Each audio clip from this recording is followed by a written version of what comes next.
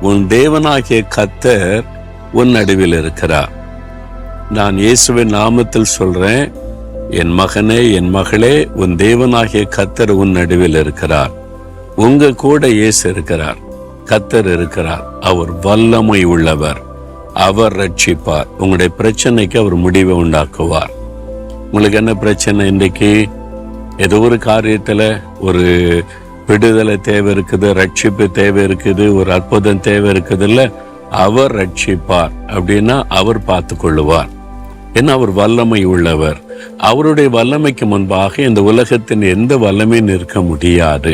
உங்களுடைய பிரச்சனை காட்டிலும் அவர் வல்லமை உள்ளவர்.